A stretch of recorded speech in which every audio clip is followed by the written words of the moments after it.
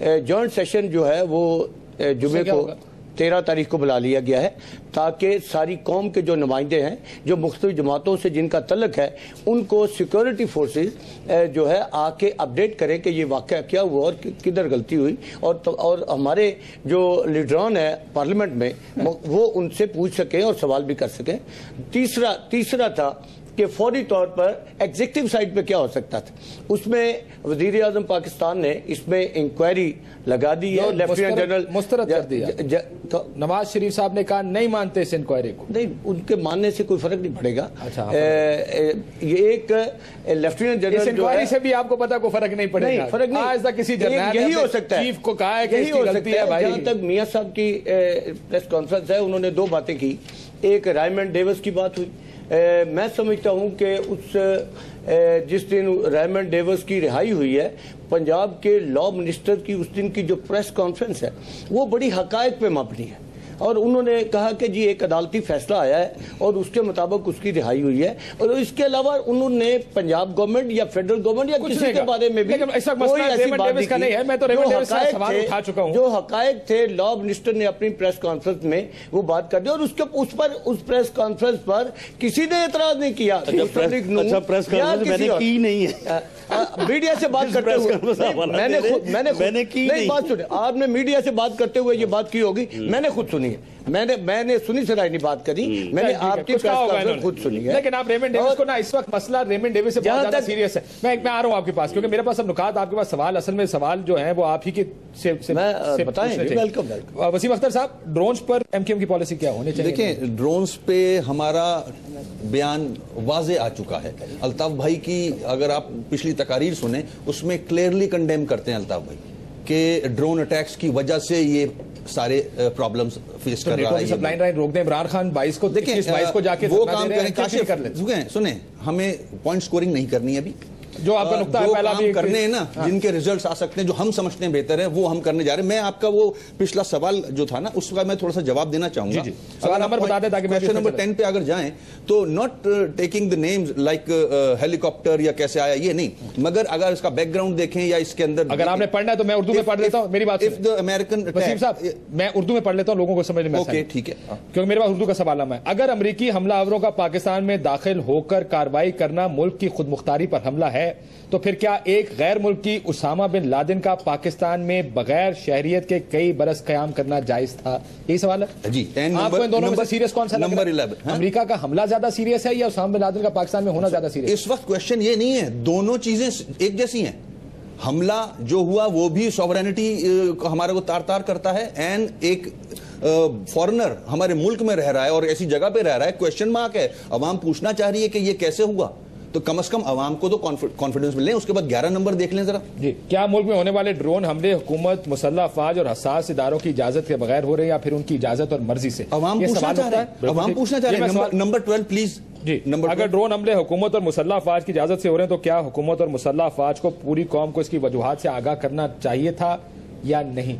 तो ये अवाम बताएगी ना। मुझे ये बताइए, अमेरिका ने पाकिस्तान की सरजमीन पे हमला किया, आप उसको मिला रहे हो उसामा बिन लादेन के पाकिस्तान में होने से? नहीं, मिला नहीं रहे। कल हिंदुस्तान हमला करेगा और मुरीदके में किसी को मार दे, आप कहेंगे देखिए अगर आप इसको डाइवर्ट करना चाहते हो, सवाल है ना, मैं तो आपके सवाल से उठा, मैं वही जवाब दे रहा हूं। दोनों चीजें अवाम से पूछी जा रही हैं। अगर उसको आप सॉवरेनिटी पे हमला कहते हैं, तो what about Osama bin Laden staying from last 6 year in Pakistan, और फिर एक कैंटोनमेंट में रह रहे हैं। तो एक देखें काशिफ, हम सब जानते हैं, जो तीनों मेरे साथी दोनों यहां बैठे हैं, हम सब जानते हैं इंक्लूडिंग यू, कि जिस पॉलिटिकल कल्चर में हम परवान चढ़ के यहां पहुंचे हैं, जो माजी में गलतियां हुई हैं, जो आज हम मुश्किलात फेस कर रहे हैं एज अ कौम, तो उस पे मैं उंगलियां बहुत उठा सकता हूं हर एक पे।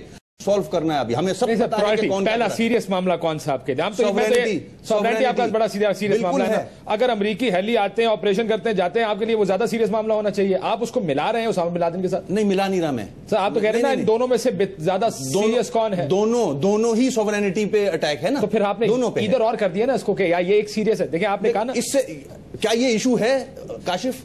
हमने सवाल का जवाब मांगा है अवाम से, तो एक अवाम को की राय मांगी है, ठीक है। लेकिन अब्बासी साहब, इसमें यह है कि एक दहशतगर्द जो है, एक दहशतगर्द है या एक मुजरम है, एक कातल है, वो सारे यानी वो मुजरम है, वो अगर किसी जगह पे, किसी शहर में, कराची में, लाहौर में, इस्लामाबाद में, एबटाबाद में अगर छुपे हुए हैं तो वो जुर्म तो है, लेकिन वो सॉवरेनिटी पे अटैक किस तरह से है?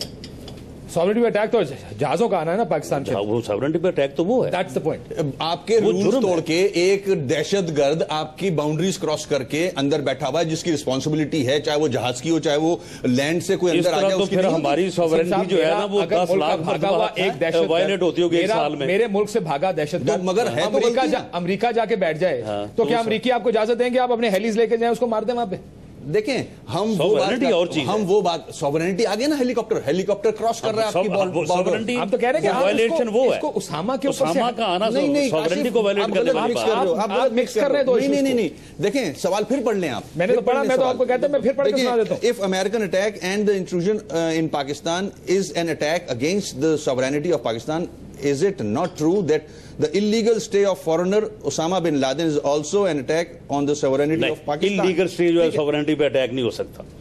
इलीगल स्टे पाकिस्तान में हजारों लोगों का नॉर्मल आदमी सऊदी अरब में होगा, अमेरिका में होगा, इंग्लैंड में होगा। वो नॉर्मल आदमी नहीं है, वो दहशतगर्द है, वो बम ब्लास्ट कर रहा है, वो मस्जिदों पे बम ब्लास्ट करा रहा है, वो खुद का हमले करा रहा है। आपको पता है इलीगल आम आदमी नहीं है। बरतानिया में इलीगल इमिग्रेंट्स कितना बड़ा मसला है। बिल्कुल सर, आप किधर कंपेयर कर रहे हो अपने मुल्क को? यहाँ तो यहाँ तो आम फिर रहे हैं सब लोग। नहीं, जिन्होंने 7/7 किया हर जगह सॉवरेनिटी पे अटैक किया। तो पॉइंट ये नहीं है, पॉइंट ये है कि रिस्पॉन्सिबिलिटी फिक्स हो और अवाम को पता चले कि भाई क्या हो रहा है हमारे मुल्क में। ठीक, आप रिस्पॉन्सिबिलिटी, सर हम तो ये कहते हैं कि रिस्पॉन्सिबिलिटी, लेकिन अपनी प्रायोरिटी स्टेट रखे ना। पहला मसला हमारा अमेरिकी प्रायोरिटी काशिफ जब स्टेट होगी, जब हम सारे सियासी और मजहबी लीडर एक जगह बैठे। अगर मैं शुरू कर दूं ISI के ऊपर, फौज के ऊपर, और प्रेसिडेंट प्राइम मिनिस्टर इस्तीफा दें, अगर इसमें मैं लग जाऊंगा पॉइंट स्कोरिंग पे, तो फिर हम रिजल्ट पॉइंट स्कोरिंग हो रही है, बिल्कुल पॉइंट स्कोरिंग कर रहे हैं, हम रिजल्ट में नहीं पहुंच सकते। ये जो क्वेश्चन नंबर 15 है, जी आप ये कह रहे हैं, क्वेश्चन नंबर 15 में भी उन्होंने कहा है कि जी सबको बिठाया जाए गोलमेज कॉन्फ्रेंस अफवाज के साथ, इंक्लूडिंग अफवाज के साथ,